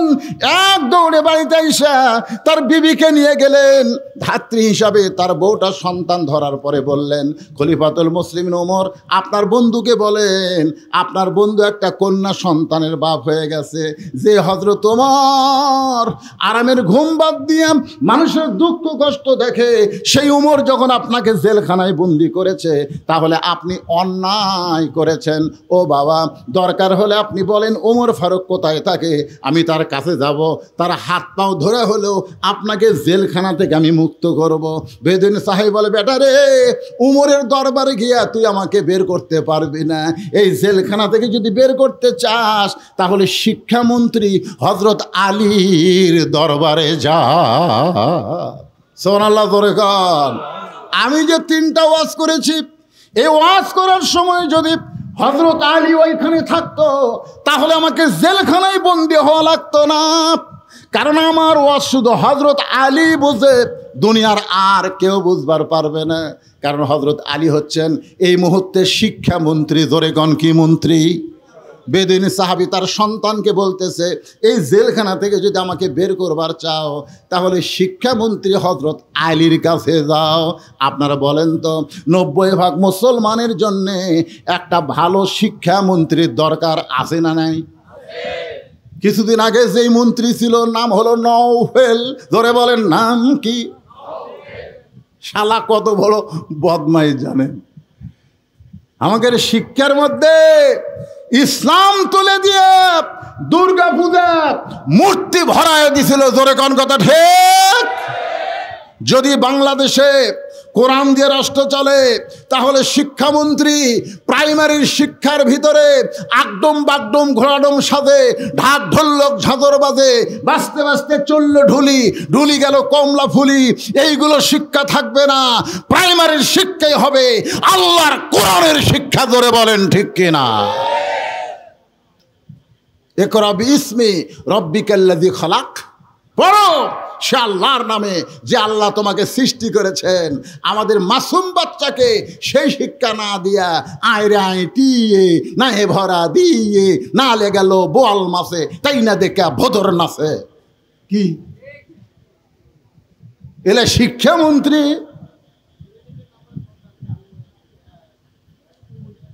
কথা বলেন, এটা কি হিন্দুর দেশ না মুসলমানের দেশ? আরে ভাই, কথা হক কথাটা বলা লাগবে। হিন্দুর দেশ না মুসলমানের দেশ? তাহলে শিক্ষামন্ত্রী কেমন যোগ্যতা হওয়া লাগবে? উমর ফারুক যখন মদিনার খলিফা ছিলেন ওই সময় শিক্ষামন্ত্রী ছিলেন হযরত আলী। সুবহানাল্লাহ খান।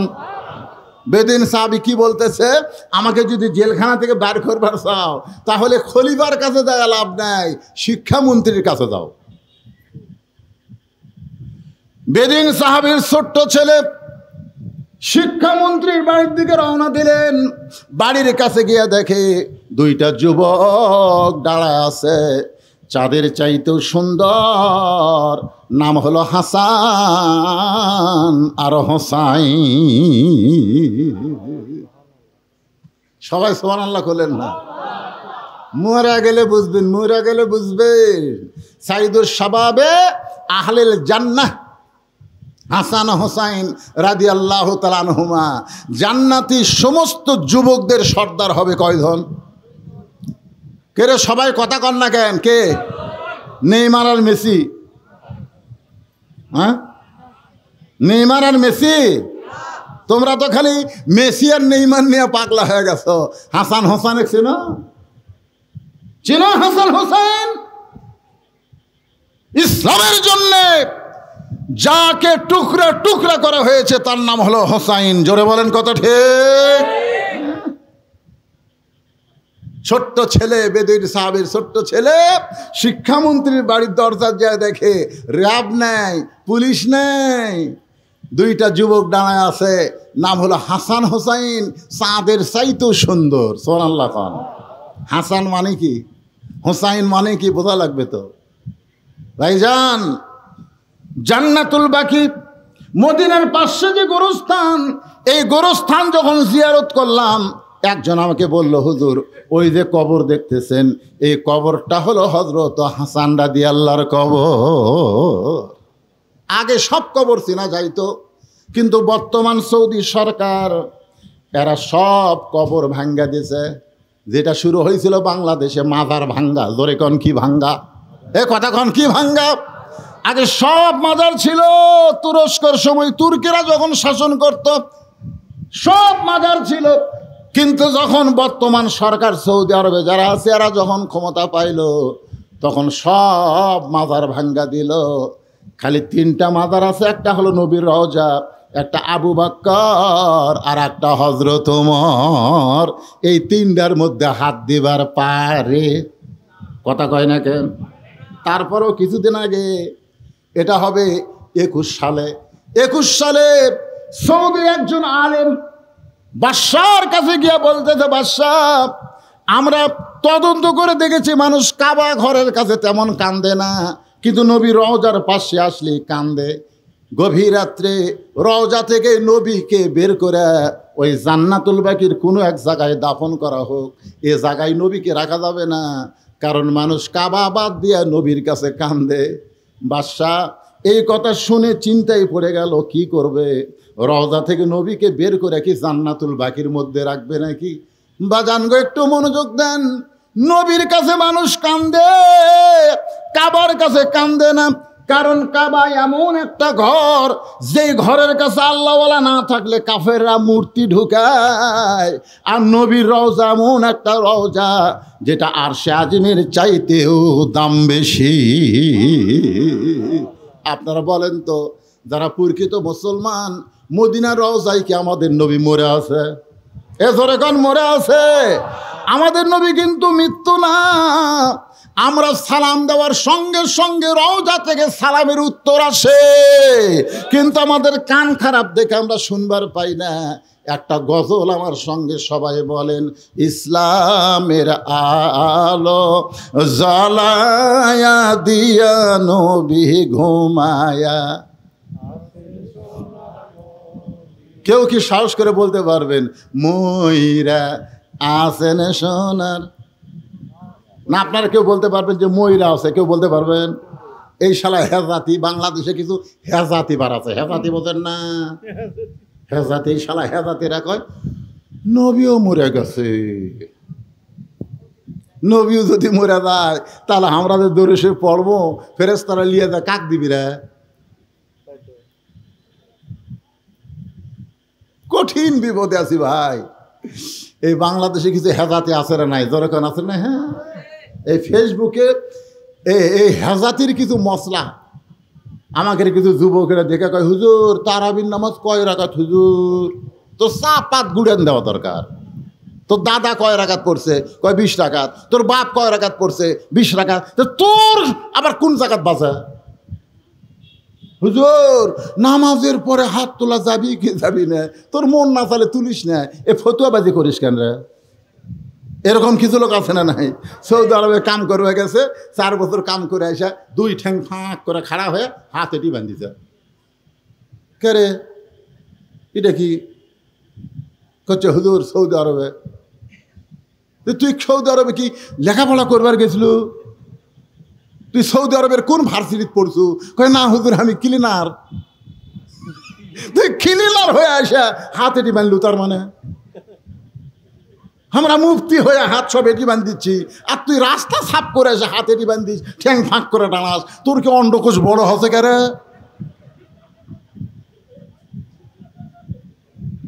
কি হাসতেছেন কেন? এরকম ফেতনাবাজ আছে না নাই? জোরে কেন?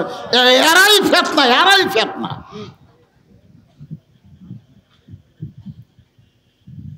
বাজান একটু মনোযোগ দিয়ে শোনেন। শিক্ষামন্ত্রীর বাড়ির দরজায় গিয়া হাসান আর হোসাইন ছেলেটা সালাম দিয়ে বলতেছে, শিক্ষামন্ত্রীর সঙ্গে আমি দেখা করবার চাই। হাসান হোসাইন বলে, কে রে পুচকে, শিক্ষামন্ত্রীর কি দরকার? এই কথা হাসান হোসেন সেই বলতেছে, এমন সময় হযরত আলী ঘর থেকে বাইরে চলে আইছে। লিল্লাহ আকবার। কোনো প্রোটোকল লাগে নাই, কোনো পিএস লাগে নাই, সরাসরি শিক্ষামন্ত্রী ঘর থেকে বের হয়ে এসে ছোট্ট বাচ্চাকে বলতেছে, বাবু শিক্ষামন্ত্রী তোমার কি দরকার? বলে, আমার বাবাকে হযরত ওমর জেলখানায় বন্দি করেছে। আলী বলতেছে, উমর ফারুক যখন জেলখানায় বন্দি করেছে তখন আমাক দিয়া কোনো কাম হবে না। ছোট্ট বাচ্চা বলতেছে, আমি যে 3টা ওয়াজ করেছি, যে ওয়াজ করার কারণে হযরত ওমর আমাকে জেলখানায় বন্দি করেছে, ওই মাহফিলে যদি আলী থাকতো তাহলে আমাকে জেলখানায় আসা লাগতো না। তার মানে বোঝা গেল এই ওয়াজের মধ্যে কিছু গুরুভেদি আছে। জোরে কোন কথা ঠিক কিনা? আপনি ছিলেন না বলে আমার বাবাকে জেলখানায় বন্দি করেছে, মেহেরবানি করে আপনি একটু কি যাবেন? আপনি কি একটু যাবেন? একটা ছোট্ট বাচ্চার সঙ্গে হযরত আলী জেলখানার দিকে রওনা দিলেন। জেলখানার দরজায় এসে বেদুইন সাহাবীকে দেখলেন, কি এমন ওয়াজ করেছো যে ওয়াজ করার কারণে তোমাকে জেলখানায় বন্দি করে রাখছে? বেদুইন সাহাবী বললেন, ইন্নী উহিব্বুল ফিতনা ইকরাহুল হক ওয়া আশহাদু মা লাম আরা। সঙ্গে সঙ্গে হযরত আলী বললেন, আল্লাহু আকবার, আল্লাহু আকবার। তুমি যে 3টা ওয়াজ করছো এর চাইতে হক ওয়াজ এই পৃথিবীতে একটাও নাই। জোরে কোন সুবহানাল্লাহ। হযরত আলী বলতেছে, আল্লাহু আকবার, এর চাইতে হক ওয়াজ পৃথিবীতে একটাও নাই। আর হযরত উমর অসংখ্য সাহাবীর মাধ্যমে তাকে জেলখানায় বন্দি করলো। আপনারা বলেন তো এর মধ্যে কারণ আছে না নাই? কি কারণে উমর ফারুক জেলখানায় বন্দি করলো, আর কোন কারণে হযরত আলী আল্লাহু আকবার তাকবীর দিয়ে বলতেছে এর চাইতে হক ওয়াজ আর পৃথিবীতে একটাও নাই? এটাকে আপনারা শুনবেন? আমি আল্লাহর কোরআন থেকে আপনাদের শোনাবো। কারা কারা শুনবেন? 2 হাত একটু আল্লাহকে দেখান ভাইজান। লিল্লাহি তাকবীর। হাত নামান। আপনারা কিন্তু হাত তুলে শুনবার চাচ্ছেন, এখন না শুনে ওদের কেউ ধরে মুরব্বী নাকি?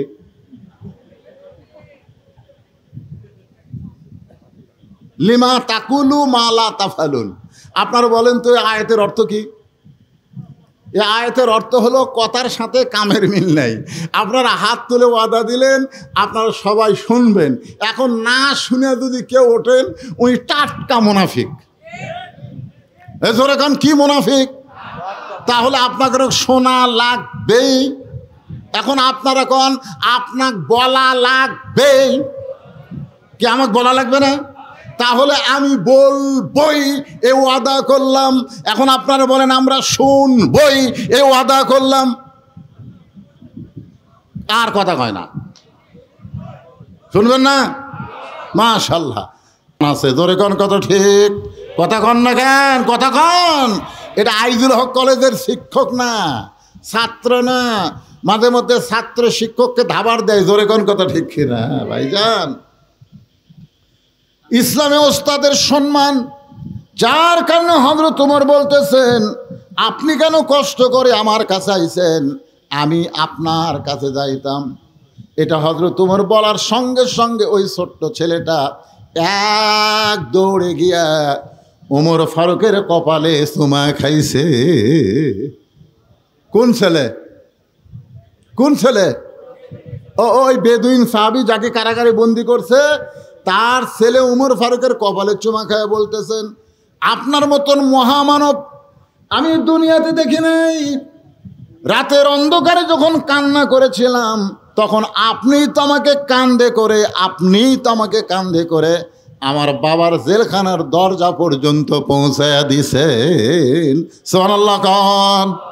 আচ্ছা, এই ছোট্ট ছেলেকে কান্দে করে জেলখানার দরজায় কে পৌঁছায় দিছে? ছেলেটা এখন কি করবে? একবার হযরত আলীর দিকে তাকায়, আরেকবার উমর ফারুকের দিকে তাকায়। এমন সময় হযরত আলী বলতেছে আমির আল মুমিনিন, এই সন্তানের বাপকে আপনি জেলখানায় বন্দি করেছেন। ওমর ফারুক বলে আলী রে, এমন 3টা ওয়াজ করেছে যে ওয়াজটা ইসলামে জায়েজ নাই। অনেক সাহাবী তার উপরে রাগ করেছিল। আমি গণপিটুনি থেকে বাঁচানোর জন্যে তাকে জেলখানায় বন্দি করলাম। যেরকম গণপিটুনি থেকে বাঁচানোর জন্যে সেনাবাহিনীর প্রধান উনি 600 কয়েকজনকে বন্দিকে রাখছিলেন, জোরে কোন ঠিক কিনা? তাহলে এ ওবায়দুল কাদেরও কিন্তু ছিল, কাউও ছিল, কিন্তু কাউ একটা সব ছিল। বুঝলাম না, হাসান মাহমুদ ধরা পড়লো, আবার কিছুদিন পরে শুনলাম ওই বাহির দেশে ঘুরতেছে। বুঝবার পারতেছি না ভাই রে, কি যে হবি রে। আমরা যে হাসিনার বিরুদ্ধে এত ওয়াজ করতেছি, আবার কি হাসিনা চট করে ঢুকেই নাকি? মাথা খেলতেছে না, এরা কি করবি? আজ পর্যন্ত হাসিনার প্রেসিডেন্ট থুয়ে দিছে, তোরে কোন কথা ঠিক কিনা? বাবা সুপ্পু এখনো ক্ষমতাত বসে আছে। আয় রে, মাথা ঘোরে। আল্লাহ, কি যে হবি রে। তবে আমি বলতেছি, বিএনপি আর জামাত ফেতনা না করে যদি এক হয়ে সামনে নির্বাচন করে, 15-20 বছরে আওয়ামী লীগের নাম নেওয়ার মতো মানুষ বাংলাদেশে থাকবে না। ধরে কোন কথা ঠিক কিনা? নাম নেওয়ার মতন মানুষ খুঁজে পাওয়া যাবে না।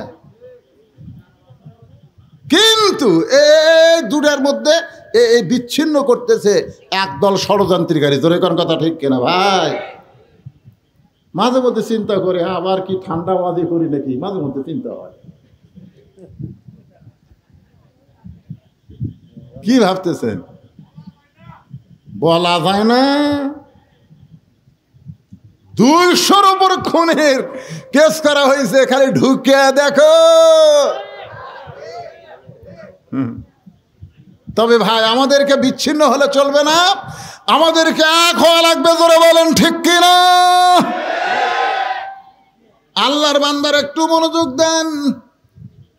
জনগণের গণপিটুনি থেকে বাঁচানোর জন্য এই সন্তানের বাপকে আমি জেলখানায় বন্দি করে রাখছি। এমন 3টা খারাপ ওয়াজ করছে। আলী বলতেছে, কি 3টা ওয়াজ করেছে? ওমর ফারুক বললেন, 1 নম্বর হলো ইন্নি ওহিব্বুল ফিতনা, আমি ফিতনাকে মহব্বত করি। হযরত আলী বলতেছেন, লোকটা তো ঠিকই বলেছেন, আল্লাহ কোরআনে বলেছে, ইন্নামা আমওয়ালুকুম ওয়া আওলাদুকুম ফিতনা, নিশ্চয় সম্পদ আর সন্তান হলো বিপদের কারণ। এরপরেও দুনিয়ার তামাম মানুষ সম্পদ আর সন্তানকে মহব্বত করে। কথাটা তো বেদিন সাহাবীর না, কথাটা কার? আরো জোরে বলেন। কি কি বলছে আল্লাহ? ইন্নামা আমওয়ালুকুম ওয়া আওলাদুকুম ফিতনা। আপনারা বলেন তো, সম্পদ আর সন্তান এগুলা কি মহব্বতের জিনিস না? কথা কন, সন্তানকে আপনি মহব্বত করেন না? কিন্তু আল্লাহ বলেছেন ফিতনা। বেদিন সাহাবী তার সন্তানকে মহব্বত করে, এই কারণেই বলেছে আমি ফিতনাকে মহব্বত করি। সে তো নিজের কথা বলে নাই, সে তো আল্লাহর কোরআনের কথাই বলেছে। ওমর ফারুক বলে, আলী ভাই, আমি তো বুঝবার পারি নাই। লোকটা 2 নম্বর ওয়াজ করেছে, ইকরাহুল হক, আমি হককে পছন্দ করি না। আলী বলতেছে, লোকটা তো ঠিকই বলেছেন, জাত সাকারাতুল মাউত হক, প্রত্যেকটা মানুষের জীবনে মৃত্যু হক, এরপরে মৃত্যুরে কেউ পছন্দ করে না। আপনারা বলেন তো, মৃত্যু কি আমাদের জীবনে সত্য না মিথ্যা? আল্লাহ কোরআনে বলেছেন, জাত সাকারাতুল মাউতু হাক্কুন, মৃত্যুটা আমাদের জীবনের হক। তারপরে আমরা কেউ মৃত্যুরে পছন্দ করি? কথা কন না কেন? ভাই, আপনারা মৃত্যুরে পছন্দ করেন? স্বামীর ক্যান্সার রোগ হয়েছে, এখন বউ খালি সামনে কান্দের বলে, আল্লাহ আমার স্বামীর মৃত্যু আমাকে দাও, স্বামীর হায়াত আমাকে দাও, আমার হায়াত স্বামীকে দাও। কারণ 1 মাস পরই স্বামী মরবি। তারপরে বউ বলতেছে, আল্লাহ আল্লাহ আমার স্বামী বেঁচে থাক, আল্লাহ আমি মরে যাই। স্বামী কয়, আল্লাহ ভাগ্য করে আমার একটা বউ পাইছি রে। রাত্রেবেলা স্বামী স্ত্রী যখন ঘরের মধ্যে ঘুমাইছে, ওই ঘরে বাড়িতে একটা আড়িয়া গরু আসলো। জোরে কন, কি গরু? আড়িয়া গরু। দড়ি ছেঁড়া হয়ে বাড়ির বার হয়েছে, গেট বন্ধ। গোটা বাড়ি খুঁজে দেখে বারান্দায় সিলভারের পাতিল, তার তলে হলো চিটাল আলি। এখন চিটাল আলি খাবার চাই, কিন্তু হাতত পায় না। জোর করে যখন মাথা ঢুকাইছে, চিটাল আলি পাশে ঠিকই, কিন্তু ছোট 2টা শিং এই যে সিলভারের পাতিলের কান্দার মধ্যে আটকে গেছে। চিটাল আলি খাওয়ার পরে মাথা ঝোকায়, কিন্তু পাতিল আর মাথা ছাড়ে না। এখন আহড়িয়া গরু গোয়াল ঘরা বাদ দিয়ে স্বামী স্ত্রী যে ঘরে ঘুমায় আছে, ওই ঘরের মধ্যে হো হো করে ঢুকছে। বউ চিল্লায় বলে, বাবা আজরাইল ঢুকছেন যখন, ওই যে আমার স্বামী ক্যান্সার রোগী, চোখত পড়ে না? স্বামী চেতন পায়, বলে কি হয়েছে রে? আজরাইল ঢুকছে, তোমাকে দেখে দিলাম। তুই না দিনের বেলা কইলি আমার হায়াত আল্লাহ তোমাকে দেখ আর তোমার মৃত্যু আল্লাহ আমাকে দেখ। বউ বলতেছে মরার কথা মুখে বলা যায়, কিন্তু অন্তর থেকে কেউ মরবার চায় না। ধরে কোন কথা ঠিক কি না? হযরত আলী বলতেছেন বেদুইন সাহাবী ঠিকই বলেছেন, আমি হককে পছন্দ করিলাম, তার মানে মৃত্যুকে সে পছন্দ করে না। ওমর ফারুক বলে আলী রে, লোকটা বলেছে আশহাদু মা লাম আরা, আমি না দেখা জিনিসের সাক্ষী মারি। না দেখা কেমনে সাক্ষী দেয়? আলী বলতেছে শুধু বেদুইন সাহাবী কেন, দুনিয়ার প্রত্যেকটা মুসলমান না দেখে সবাই বলে আশহাদু আল্লাহ ইলাহা ইল্লাল্লাহু ওয়াহদাহু লা শারীকা লাহ। আপনারা বলেন তো আমরা কি আল্লাহকে দেখছি নাকি? না দেখে যদি আল্লাহকে সাক্ষী দেওয়া যায় তাহলে বেদুইন সাহাবী তো মিথ্যা কথা বলে নাই। সঙ্গে সঙ্গে হযরত ওমর এক দৌড়ে এসে জেলখানার দরজা খুলে বেদুইন সাহাবীকে বুকের মধ্যে নিয়ে বলতেছে আলীর মতন শিক্ষামন্ত্রী যদি না থাকতো তাহলে এই ইসলাম এত দূর অগ্রসর হতো না। এজন্যে ভাইজান আমাদের সামনে শিক্ষামন্ত্রী, আমাদের এমন একজন মানুষকে চাওয়া দরকার যে সব দিক দিয়েই জ্ঞানী। ধরে কোন কথা ঠিক? কেউ যাবেন না, দোয়াটা করে যান। একটা দোয়া করি আমরা, আস্তাগফিরুল্লাহ আল্লাযী লা ইলাহা ইল্লা হুয়াল হাইয়ুল কাইয়্যুম ওয়া আতুবু ইলাইহি আল্লাহুম্মা আমিন। আল্লাহুম্মা আনতাস সালাম ওয়া মিনকাস সালাম তাবারাকতা ইয়া যাল জালালি ওয়াল ইকরাম।